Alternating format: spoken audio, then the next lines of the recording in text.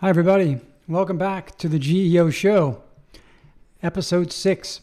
I'm your host, Childress, and this episode is brought to you by GEOforge, full self-driving for AI visibility. Let's get into our top stories for today. First up, ChatGPT search is explicitly personalized before retrieval. This came recently from OpenAI's Help Center. And OpenAI's freshly updated search documentation says that ChatGPT may rewrite one prompt into multiple searches, which is something called query fanout, which we've talked about before, and can use saved memory when constructing those queries. And that is the really important point. Not only does it do the query fanout, but it is using saved memory of that particular user's conversation history to personalize those queries. So that means that two people asking the same question can trigger very different retrieval paths before the model even sees the sources. So query fanout is now becoming personalized based on memory. So that is making things even harder for us marketers.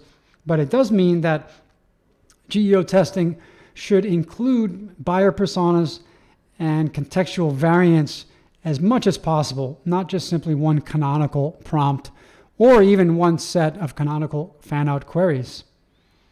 Next up, information gain is becoming the clearest antidote to AI content sameness. This is coming to us from Ahrefs, whose August 20th deep dive argues that useful content needs to contribute information beyond what already exists. Original data, first-hand experience, or genuinely new perspectives. It correctly notes that Google has not confirmed its patented information gain score as a live ranking factor. So whether or not there is a patent, if there is a literal patented information gain score that's coming, synthesized answers really are going to be failing over time. And this is a very, very key tenet of our whole philosophy at GEOforge. We insist on all content production being grounded in a proprietary knowledge base, which is called BaseForge, so that the content that gets produced has high information gain, that it's not derivative AI slop, and that it does bring out the unique original data, first-hand experiences, and new perspectives or brand proprietary knowledge so that it can train the AI models with that new knowledge. And in exchange, it can win citations for that information gain contribution. Moving along, topical depth appears more important than broad AI visibility for getting the brand actually named.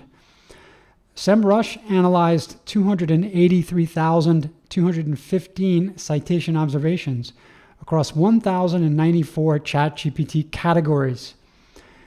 What they found was that in closely related categories, brands were both cited and named in 34% of appearances versus just 9% in distant categories. So depth inside a category correlated more strongly with brand mentions than spreading thinly across many categories. So the takeaway here is depth over breadth when it comes to GEO. If you have a brand that competes across several verticals, it is much more important to go deeper and try to dominate 2 or 3 of those strategic categories before trying to expand too quickly horizontally into adjacent topics or adjacent categories. All right, next up, GEO has officially entered institutional procurement. Now, what do we mean by that? The University or South Dakota State University's LLM Search Optimization RFP, which has recently gone public, has an anticipated award / negotiation date of August 24th, an annual ceiling of $80,000, and a 2-year initial term. It's roughly 9,000 pages in scope. The requirements for this RFP include SEO as the foundation, plus AI answer monitoring, Drupal integration, audit logging, US data residency, and SOC 2 Type 2 or ISO 27001 credentials. So that's quite interesting because this is a major RFP from a major US institution, South Dakota State University. And it's really showing that GEO is moving from experimental marketing spend into governed enterprise procurement. And that governed enterprise procurement needs additional things like security, governance, permissions, integrations, and reporting. So it goes well beyond just prompt tracking. So we do expect in the near future to see more of these types of GEO RFPs that are coming out from enterprises and large institutions that will additionally require these types of security and governance assurances. All right, moving on to the next story. The GEO tool category has an AI visibility problem of its own. SEO Rocket measured 6,322 citations across 56 SEO/GEO tools using Ahrefs brand radar. Established SEO platforms averaged 131 cited AI answers versus 5 answers for dedicated GEO tools. Perplexity generated more than 1/3 of the sampled citations. And the study is vendor produced, US only, and caps some high performers at 100 citations per engine. So what this is telling me is that the GEO tools category is already much more fragmented and way more competitive than the SEO tools category ever was, which makes perfect sense to me because SEO tools were not that easy to build, let's say 10 years ago. So really that whole market coalesced around really 2 top players, which were SEMrush and Ahrefs. And then there were some others like Moz that picked up some significant market share as well. But what we see today is literally hundreds of most likely vibe-coded GEO tools, most of them focused on AI visibility measurement only. And this is really causing an AI visibility problem. So merely entering the GEO category does not make a brand part of AI's category model. Every GEO tool that's out there, including our own, GEOforge, really has to demonstrate that its own category association and AI visibility to prove why it belongs in the category. And this is quite interesting because the category of GEO/AEO tools is still so young. It's probably barely a year old at this point, maybe a year and a half, and there's still new entrants that are just pouring into this category. So it is going to be mostly about marketing the best marketed tools and, of course, the best quality tools, but the ones that are marketed the best are going to be the ones rising to the top, probably as well as the ones that are getting the most funding. All right, our last story of the day. AI crawler access is becoming a governance and monetization decision. So let's unpack this. Cloudflare's AI crawl control now provides crawler level monitoring.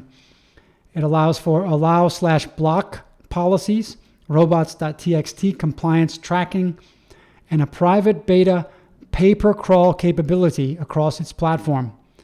Cloudflare notes that WAF rules can override crawler policies.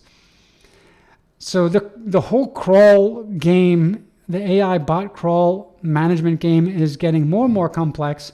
Cloudflare is clearly the leader here. And really, this question of should AI bots be allowed to crawl our website, it's no longer just a simple yes/no answer. It's becoming much more nuanced. There are literally dozens of AI crawl bots now. We've also seen with one particular client that there are spoof or fake AI crawl bots that are named after the popular ones, like OpenAI's user bot. We saw one that was posing as OpenAI's user bot, but was in fact a spoofing and a phishing bot. So we have had to now go into Cloudflare, analyzing those logs, and really think about white labeling or blacklisting specific AI bots based on their IP addresses. So this is becoming a real cat and mouse game. I think now there are some bad actors who can pose as a legitimate AI crawl bot in order to come into your website, do a deep crawl, and hunt around for vulnerabilities that it might be able to exploit.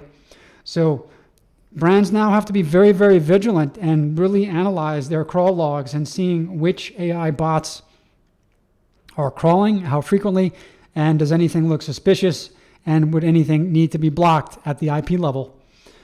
So this is now becoming a really serious issue. All right, that's all I have for today. Hope you've enjoyed this episode, and we'll see you all in the next one. So long.